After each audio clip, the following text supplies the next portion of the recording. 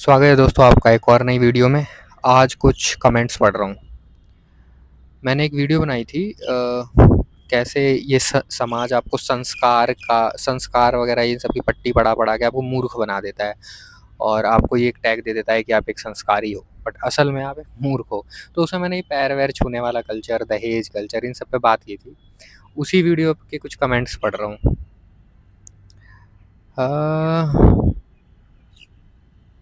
वंदना चतुर्वेदी 3358 बोल रही हैं, एकदम सही। मेरे मम्मी पापा ने भी कभी ना खुद के पैर छूने दिए और दुनिया में किसी के भी पैर छूने को मना किया।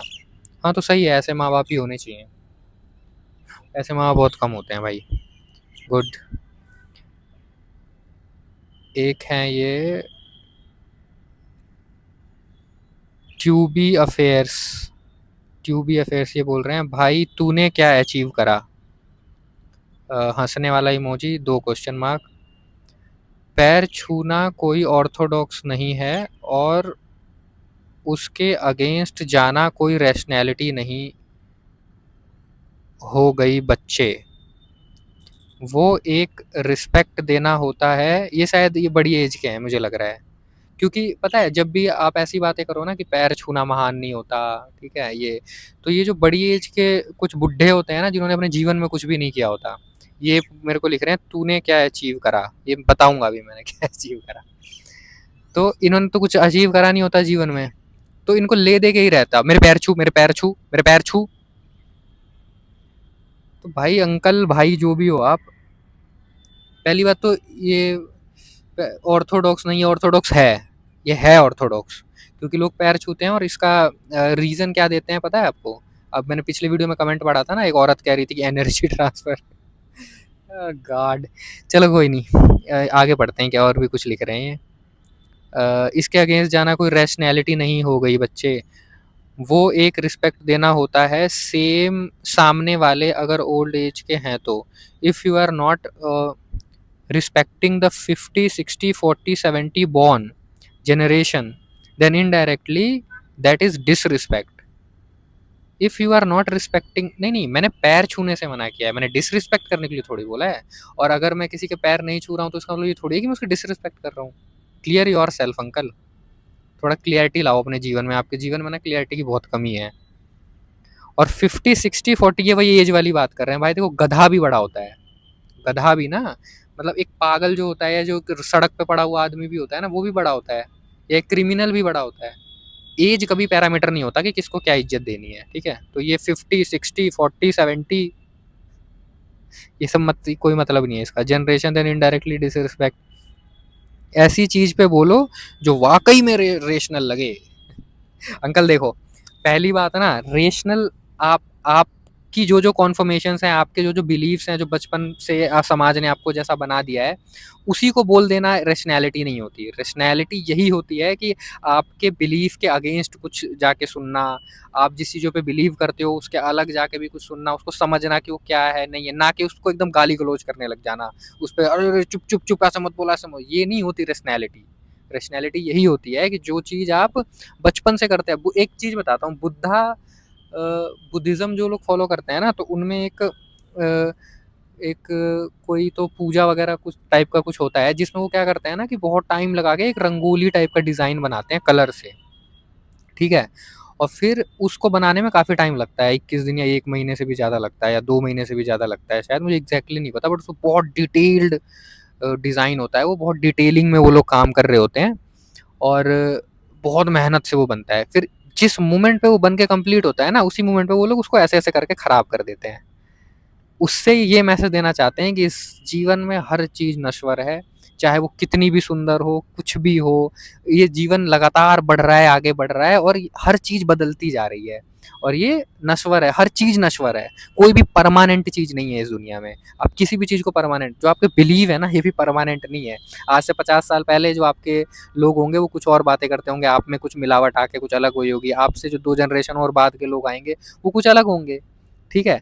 तो रेशनैलिटी, इन चीज़ों को ही समझने को रेशनैलिटी कहते हैं, ना कि एक चीज़ को पकड़ के बैठे रहने को। ये मेरे को बोल रहे हैं कि थोड़ी रेशनल बातें करो। मैं रेशनल बातें ही करता हूँ। जो बात देखो, एक बात हमेशा याद रखना, जो बात को सुन के आपकी फटने लगे ना, पुक-पुक होने लगे, एकदम थर-थर काँपने लग जाओ, समझ लो वही है रेशनल बात।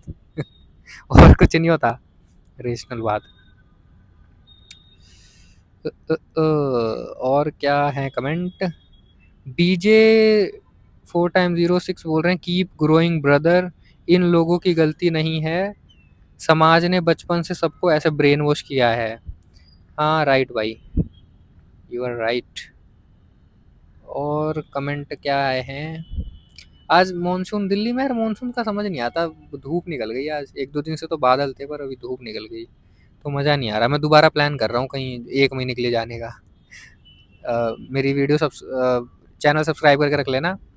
मैं हो सकता है बहुत ही जल्दी, शायद नेक्स्ट मंथ में, 1 महीने के लिए अब मैं कहीं जाऊँगा और वहाँ से वीडियोज़ डाला करूँगा। कहीं पहाड़ों पे ही जाऊँगा ज़्यादातर।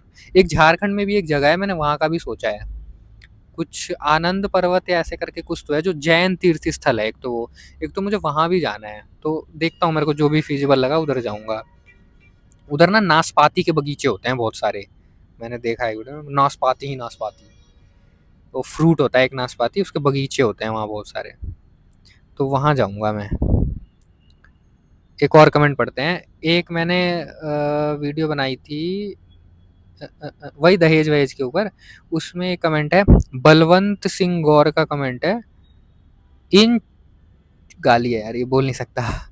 इन सी के अनुसार दहेज गलत है और हनीमून सही है, उसमें पैसा बर्बाद नहीं हो रहा इनका। क्या बोलूँ इस पे अब मैं? इस पे कुछ नहीं बोल सकता। थोड़े थोड़े ढंग के कमेंट किया करो यार, जिसपे मैं कुछ, ये क्या बोलूँ, ये दहेज को हनीमून से कंपेयर कर। इसमें मैं कुछ नहीं बोलूँगा, सॉरी। कोई ढंग का कमेंट है भाई? ढंग का कमेंट नहीं है। देखो, मैं अपनी देखो, मैं जब तुमसे ये बोल रहा हूँ ना कि ये पैर छूना, ये जो कल्चर है गलत है, दहेज जो कल्चर है गलत है, तो इसको बिल्कुल चिपक मत जाओ इस बात से। मतलब बिल्कुल ऐसा मत समझ लो कि ये बंदा तो पैर छूने खिला, मैं तो हर चीज़ के खिलाफ हूँ भाई। मैं तो अब, मैं जैसा हूँ ना उसका 10% ही दिखा रहा हूँ इस स्क्रीन पे, क्योंकि मुझे नहीं पता लोग कैसे रिएक्ट करेंगे, लोग कैसे लेंगे इस चीज़ को। ये सिर्फ 10% है और तुम इतने में ही हिल जा रहे हो। तो देखो, ये ना, एक, तुम एक ब्रॉडर ब्रॉडर उस पे सोचा करो कि मैं जब ये बात करता हूँ ना, ये सब रूढ़िवाद है यार। ये मतलब पैर छू लो तुम, वो कोई बड़ी बात नहीं है, बट मेरे कहने का मतलब है कि तुम इन चीज़ों से बाहर निकलो। इन चीज़ों से कोई फ़ायदा नहीं है रियल लाइफ में। जिन चीज़ों से फ़ायदा है तुम उन्हें छोड़ते हो, तुम्हारा समाज उन्हें छोड़ने के लिए बोलता है।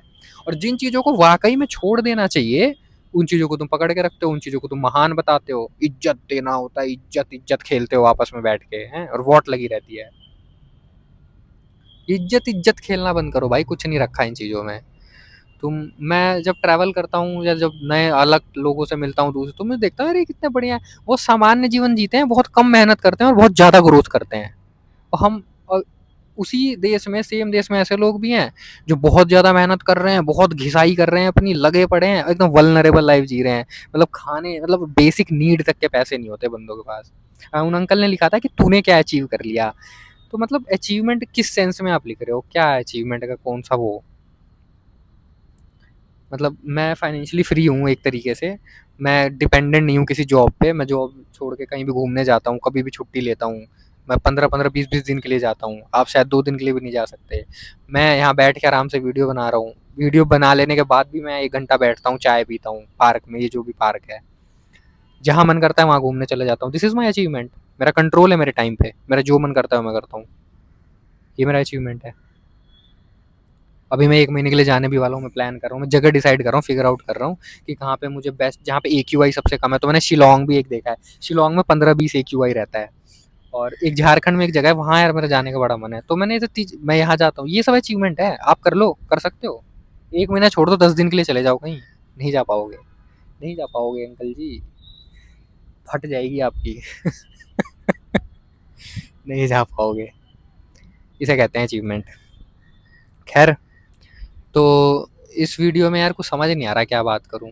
आज थोड़ी एनर्जी भी लो है मेरी, एक्चुअली मैंने आज खाना लंच बहुत कम किया है, तो भूख भी लगी हुई है मुझे बहुत तेज़, और मैंने ग्रीन टी भी पी लिया था। तो ग्रीन टी पीने के बाद और पता नहीं क्या अजीब सा ही हो जाता है मेरे को। वीकनेस जैसा फ़ील हो रहा है, क्योंकि खाना नहीं खाया ना मैंने, और भूख लगी हुई बहुत तेज़। तो अभी मैं यहाँ से निकलूँगा, जाऊँगा नारियल पानी पीऊँगा, उससे थोड़ा पेट भरेगा मेरा। तो चलो आप लोग अपने वो कमेंट किया करो, क्योंकि मुझे वीडियो बनाने का टॉपिक उसी से मिलता है। आप जब कमेंट करते हो, आप कमेंट करो, उस कमेंट कुछ ढंग का कमेंट करो यार, ऐसे-ऐसे नहीं, ये जो मैंने अभी पढ़ा था कि हनीमून पे जाते हैं तब नहीं होता क्या खर्चा। कुछ मेरे चैनल के लेवल का कुछ कमेंट करो ना यार, एक रेशनल कम्युनिटी बना रहा हूँ मैं। कुछ थोड़ा कमेंट उस लेवल का हो जो बोल के पढ़ने में मज़ा भी आए यार, कुछ भी थोड़ा मैं भी सोचने पे मजबूर हो जाऊँ कि अरे यहाँ कुछ तो दम है इस कमेंट में ऐसा।